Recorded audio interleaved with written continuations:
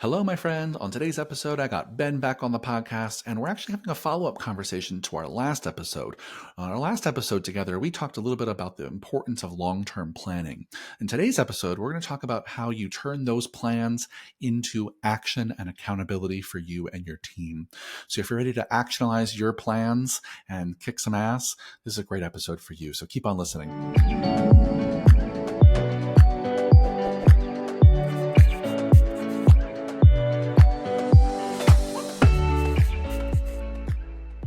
Hello, fitness business nerds. What's up? Welcome to another episode of the Business for Unicorns podcast. And he's back again, my friends. It's Ben. Welcome back to the podcast, sir. Hello. Thanks for having me. What a pleasure. I'm so excited to dive into today's topic, which is really a continuation from our last episode together. But before we do that, let's just give a quick little shout out to our friends over at Perform Better. Friends, as you've heard on this podcast multiple times, we're a huge fan of Perform Better, both their equipment and their continuing education. And they have these 3-day summits that are fantastic. And one is coming up in Providence, Rhode Island. It's August 25th through the 27th. You can go to performbetter.com to learn more. But if you are listening to this podcast, it's probably because you love learning. You love growing as a business owner. And I think the Perform Better Summits are one of those places where you absolutely will leave with a million takeaways and new connections. And we love going. And so if you haven't been, go check it out and go. I know, Ben, you've been to a bunch before. Anything you want to add about Perform Better Summits? Yeah, they're fantastic. Like the pinnacle of continuing education that I've been to. You get so many takeaways from so many people. And I've got great memories of taking road trips down to Chicago to go to Perform Better because I was in university at the time and couldn't afford a plane ticket. And I still left being like, this was awesome. And it was the worst. The circumstances that I had to go through to make it were terrible. And it was still a 10 out of 10. Still worth it. Still 100%. worth it. Yeah. That's amazing. Yeah. Great speakers, well-organized conference. Yeah. So we can't recommend it enough. So go check it out, friends. Performbetter.com. Check out the Providence, Rhode Island Summit, August 25th to the 27th. Let's dive into today's topic. So listeners, last time Ben was on this podcast, you can go check it out. We'll link to it down below in the show notes. We talked a little bit about the value of planning. We wanted to kind of continue pulling that thread on this conversation and talk a little bit about, okay, well, once you got some plans, then what the fuck do you do? So this podcast is all about turning plans into action, turning your plans into real strategy and into real accountability. So let's just talk big picture, Ben. If you want to do like a little 30-second recap about, why is the planning part so important before you get to the action? Yeah, like we talked about, it gives you a North Star for you and your team to know what direction are you going and broadly speaking, what needs to happen for you to get there. Yeah, 100%. It just tells everyone this is the direction to point the ship, right? And if we're not all agreeing which direction the ship is pointing, we're not going to get to where we want to go. So the planning just requires you and your team, requires you to pause for a moment and get clear on which direction we're heading together. So when you think, Ben, about operationalizing your plans, what are the first few things that come to mind about how do you turn a plan into action? Yeah, great question. So dear listeners, we use something called Frameworks for Unicorns, which is how we break down those plans into action. Yeah. So I'm biased towards using that because it's worked so well. So when we have, let's say, a 1-year goal that says we want to have this many clients, which will look like this many sessions, this many trainers, this many dollars, roughly speaking. The next step is to figure out, well, what needs to happen to get us there? Because it's easy to say, we're going to add net 50 new clients this year. And it's going to be amazing. And we're all going to get oodles of dollars in Lamborghinis or whatever you're into. But it's always Lamborghini, isn't it? I don't know why. I don't know. I'm going to avoid that tangent. But then you have to look at, okay, well, roughly based on, for something like that, if that was one of the goals, be like, well, what do we need to do marketing wise to make that happen? Because if you're getting 4 leads a week right now, and that's getting you half of that number of clients for last year, you're probably going to need at least double that many leads in order to double that many clients. So we want to look at, okay, what other lead gen strategies could we be putting in place? Do we need to investigate paid marketing? Do we need to improve the website? There's, we can all brainstorm roughly the same list of marketing tactics. And then it's taking those top candidates and putting them into what we call quarterly projects, which are, they last the whole quarter, so 13 weeks. And that at the end of the quarter, the goal is that you've made progress in that area. So if you had a quarterly project of, get one more rod in the water for marketing and you were going to go with B2B partnerships, you'd want to set someone to be in charge of that project. They're the captain. There's probably going to be some people supporting that. They might be the mates because we're going with nautical analogies today. And Yep. then you can put out what are the weekly steps that need to happen to get there. If we want to have 2 business partnerships by the end of the quarter, well, you're probably going to need to do a list of what are the ones in the area. You probably want to narrow down that list to the ones that you're actually excited about.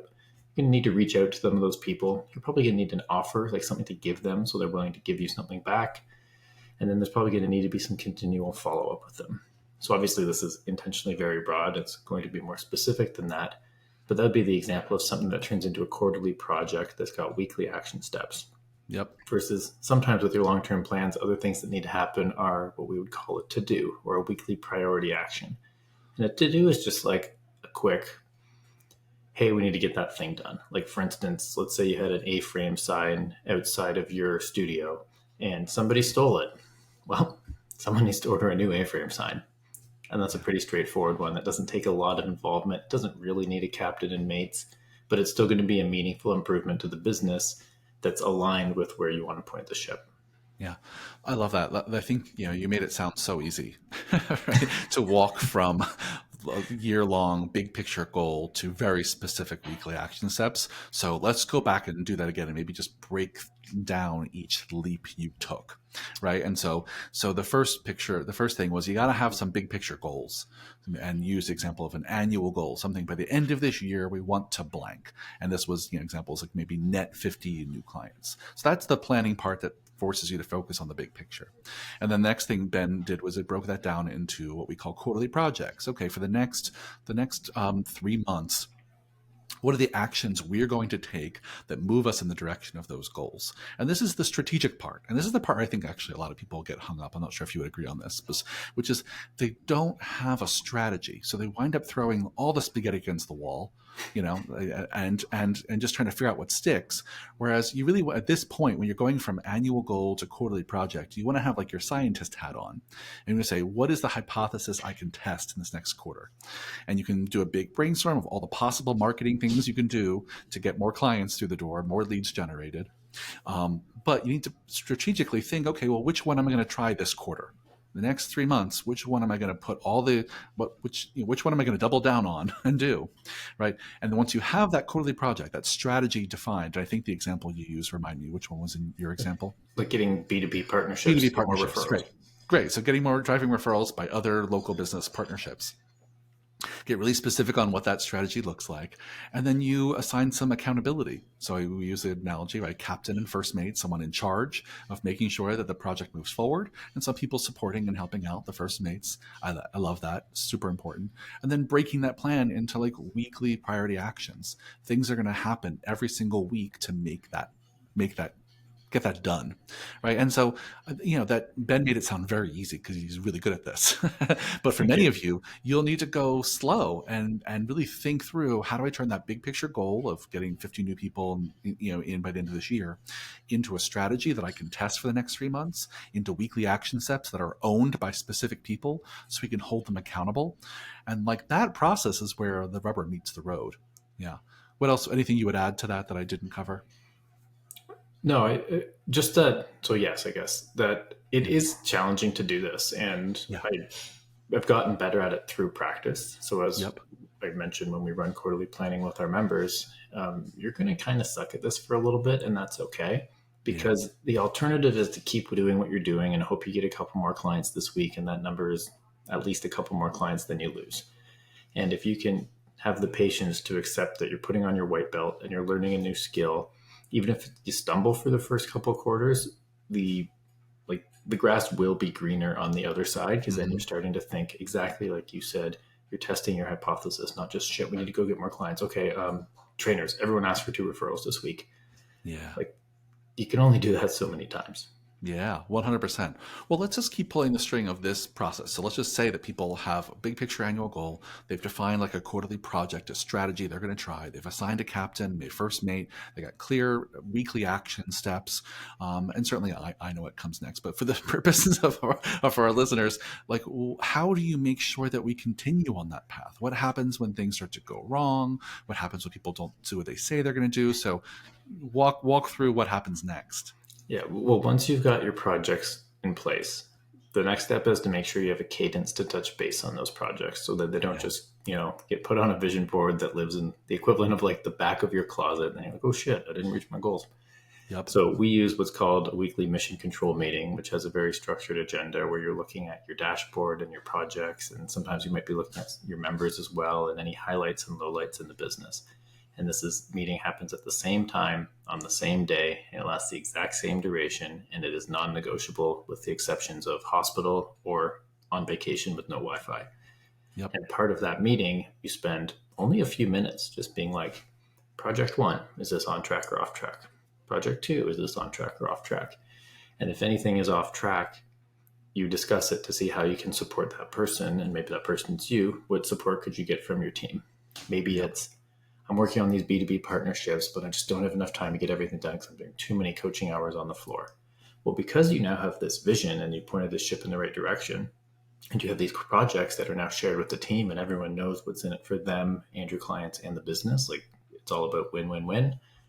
It's really easy to be like, hey, Michael, I'm just really struggling to get this done. For the next couple months, do you think you could take my Friday morning shift so I can really focus on driving some more clients so we can all reach our goals together? Mm-hmm. That's a lot different than coming across as like, I'm the burnt out owner and I need some support. Like, can you do some more sessions? I'm just going to put them on your schedule. Now we have a common vision and a common purpose that everyone's rallying behind and gets excited. Like there's a passion for the direction that you're going, and it makes it far easier to ask for support because everyone on the team knows the areas that need support the most.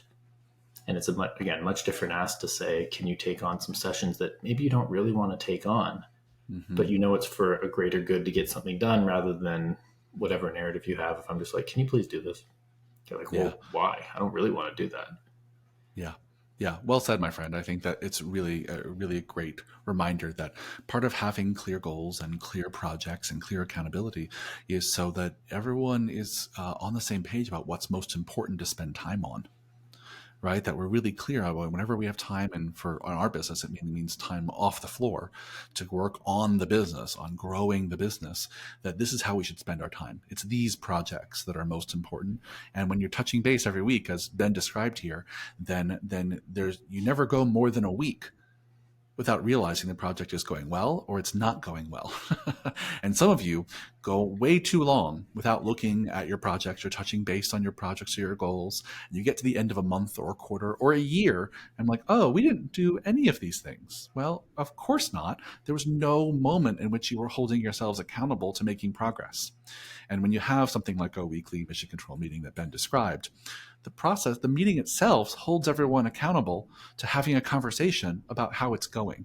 Nothing gets swept under the rug, right? And so I think you described it really beautifully in that, it really helps keep everyone on the same page about where we're heading and troubleshoot. And if we're not heading in the right direction, things are off track, we get to talk about it and work on it together.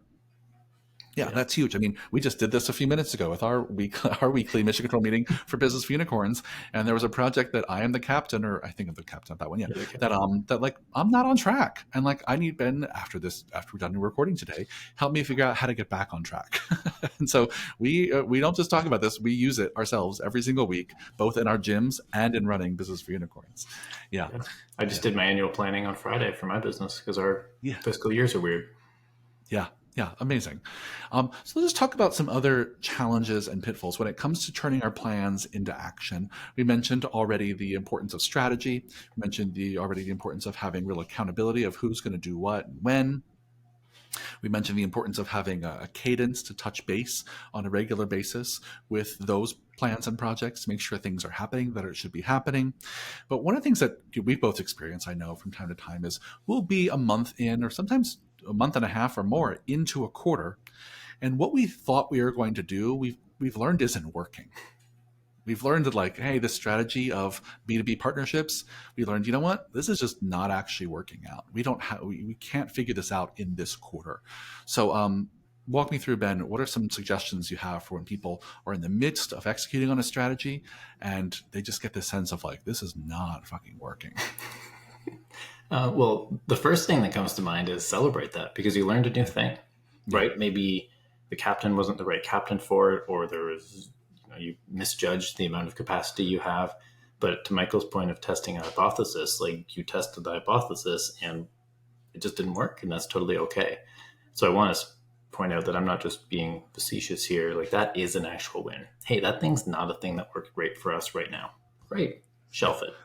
Can I just asterisk and underline the right now part? Right? Because one of the things that can happen here is you tried a thing for a month or two, didn't get much traction. You also didn't give it 110%, right? And you come to the conclusion, right, that this just doesn't work for us. And we've heard this a lot with Unicorn Study members, right?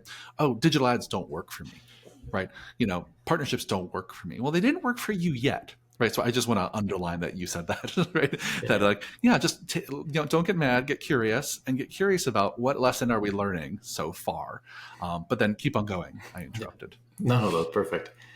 And then I think it's really just re-strategizing. So I think of it as a few different options. One of the options is that you just bit off more than you can chew this quarter, and that project is the least valuable, so it gets axed in, sacrificially to make sure you have time and energy to get the other ones done. And that's totally okay. Sometimes you got to kill one of the darlings.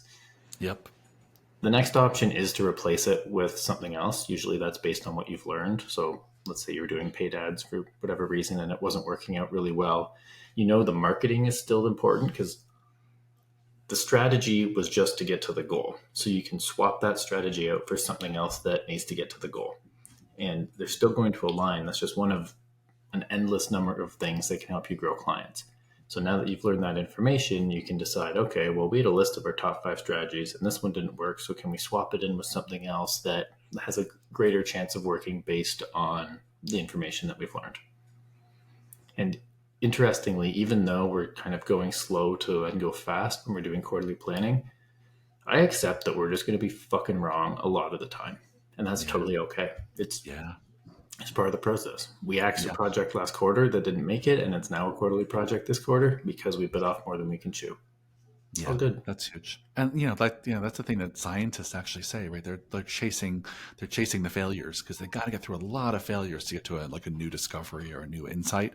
And so I think it's probably a little less the case. I don't think we should be failing as frequently as maybe some science, but I think that spirit is right there. Is that I love that you started with celebrate the fact that you can have a learning moment, right? Celebrate the fact that you tried something new, it has not worked out, and get curious about it. And I think you laid out some really great options. You can either pause and just stop doing it because you don't have the capacity for it and you bit off more than you can chew, pivot and try a different strategy in the moment and actually just tackle in a different direction. And you can also just kind of rethink your approach to that goal overall and maybe you really switch things up. Yeah. And so, those are fantastic. All right. We may have time for maybe one more tip here. So what else do you think about, Ben, when you think about going from plans to action? What other kind of insights or pitfalls do you see on a regular basis? Yeah, great question.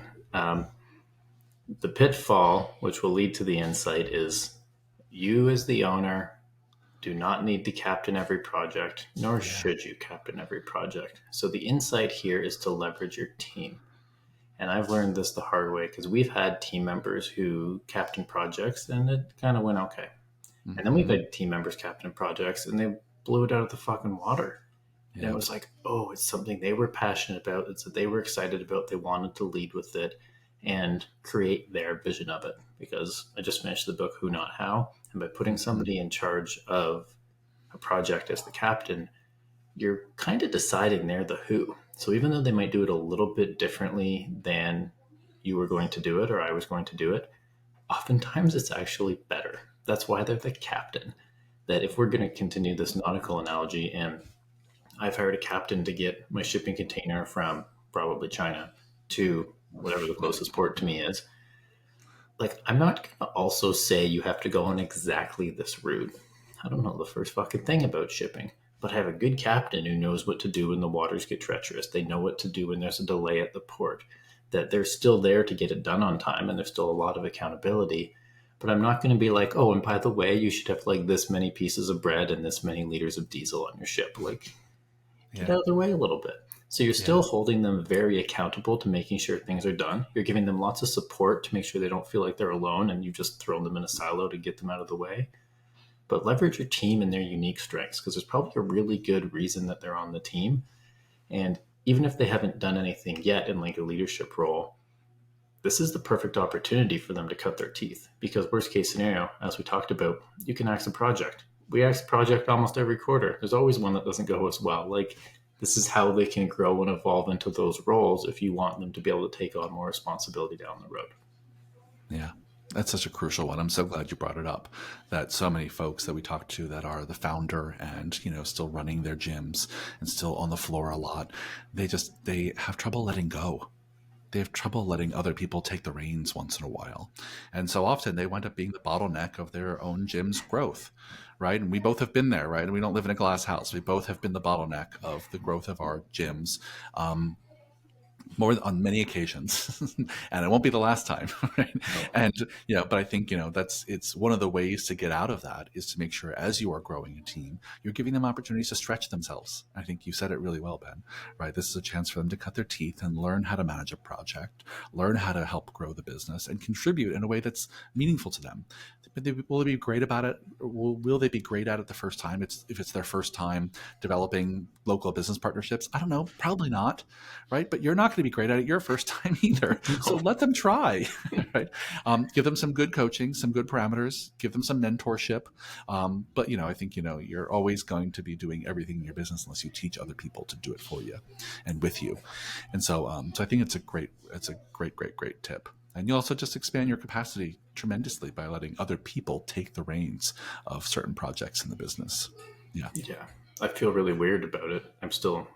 The emotions I'm still kind of wrestling with. Like, my gym is doing better than ever operationally now that I am not the captain of it. I'm still lots of support, lots of mentorship. Yep. I know the industry better than my GM, but my team is giving the highest satisfaction ratings they have. Our clients are doing great for a very long time, to the point of being wrong. I thought we had a retention problem. Turns out we don't. We're actually beating our standards. And I'm like, oh, like many times I'll just be like, all right, my GM's name's Leisha. I'm like, all right, Leisha, I guess I'll just like get back out of your way here so I stop fucking shit up. She'll be like, very politely, like, thank you. Yes. That was really hard for me to let go. But Michael talked about, I'm far happier. I think our clients are probably getting served better. Like I mentioned, our team is happier. Like, there's all sorts of wins, which freed up capacity for me to look at other things that will improve their lives rather than dealing with whatever fire happened in that hour that day. It's not what we should be doing as owners. Yeah, 100%. Cool. Well, how would you recap today's conversation for our listeners, Ben? How would you recap our suggestions for going from plan to action? All right, recap. Bullet point list here. Get your direction. 1-year goal. From those goals, strategize or brainstorm. What are the ways that you can get there? Of those things, figure out what are the most important and which quarter do they need to live in based on, time of year, that type of stuff. Obviously, some stuff's better in the summer than the winter, but your business best. From there, engage your team into captaining some of those projects. And then to make sure they stay on track, institute a recurring weekly meeting that is absolutely non-negotiable for everybody. And that's the safe space to be on track, off track, and everyone to help each other out. Yeah. And then I'd leave you with, make sure, to Michael's point, you're testing that hypothesis and accept the fact that you're going to do something that you're not really that good at. And you're going to go a little bit slower at first, but long-term, you're going to go drastically faster. Yeah. Well said, my friend. I think that's exactly the experience that we both had, is that when you first learn to do this kind of planning, it feels very slow. And then over time, you'll realize, oh, we're getting really good at this. Our team is getting good at it. And it helps us go much faster and accomplish more than often we thought we could. So yeah, it's an investment, learning to do this kind of strategic work in your business, but it pays off for everyone I've seen do it, with almost no exception. And so, yeah. Yeah, great summary. Well, thanks for the great conversation. And listeners, if you found this podcast valuable, let us know. Leave us a 5-star review everywhere you listen. It really does help us find more listeners just like you. And we do read every review. So thanks for those of you who left one recently. And if you want us to talk to specific guests or cover certain topics, you want to ask us questions, email us, michael@businessforunicorns.com, Ben at businessforunicorns.com, or you can DM us on any platform where you can find us, and we're happy to answer your questions there. Thanks again for the great conversation, Ben. See you on the next one. Thank you. Talk soon.